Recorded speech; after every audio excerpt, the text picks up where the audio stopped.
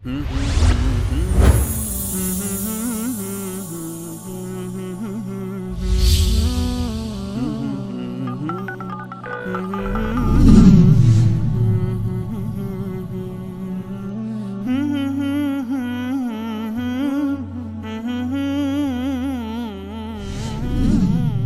الله الرحمن الرحیم.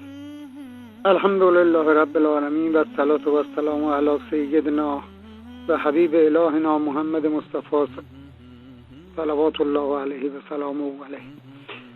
عرضم حضورتون ضمن عرض سلام و ارادت خدمت استادان و برادران بزرگوار آقای انصاری و آقای سلیمانی و آقای سجودی و سایر همکاران. مطالبی رو میخواستم عرض کنم. امیرحسین هستم از بلژیک، شیعه هدایت یافته. شیعیان، البته این موضوع رو خطاب به هموطنهای خودم که هنوز شیعه هستند عرض میکنم. معتقدن که اماما ولایت تکوینی دارند، یعنی بگوین کن فیکون، بشو میشود، تمام است. یعنی اختیاری که مختص خداوند است به مخلوق خدا دادن. من از این آقایان میپرسم حضرت علی مخلوق است یا خالق؟ مسلما مخلوق است، عبد صالح است و وقتی هم که از دنیا برود دیگر صدای شما را نمیشنود، به فریاد شما هم نخواهد رسید. شما شیعیان میگویید امامان از گذشته و حال و آینده خبر دارند و میدانند. شخصی که در رحم مادر است میدانند کی و چه زمانی به زیارت امام رضا میرود.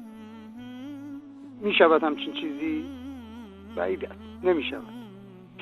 خمینی دجال در یک سخنرانی گفت حفظ نظام از نماز بالاتر است و طرفداران او مانند گوسفند 4 دست و پا بر سر قبر او حاضر میشوند.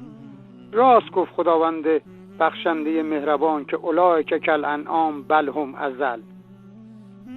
شهادت ثلاثه را تا اونجایی که من اطلاع دارم از زمان صفوی ها این صوفیای از خدا بیخبر از شاه اسماعیل گرفته تا شاه سلطان حسین ابله به از آن اضافه کردند و شاه عباس شراب میخورد و وقتی بعضیا متوجه شدند و گفتند چرا میخورید، حرام است، گفتش که این شرابن طهوراست که در قرآن آمده.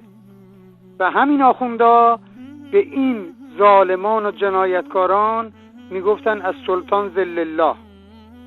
و وقتی هم که برادران شرلی که از طرف انگلیسی ها بودند به عنوان تاجر اومدن به این حکومت وصل شدن، از این حکومت جنایتکار حمایت کردند. چرا؟ برای اینکه از پشت به خلافت اسلامی و عثمانی ضربه وارد کنند. چرا که سربازان اسلام پشت ارتش‌های اروپا را به لرزه در آورده بودند. ای هموطن، کمی هوشیار باش، قرآن بخوان و نور هدایت را پیدا خواهی کرد. و السلام علیکم و رحمت الله و برکاته.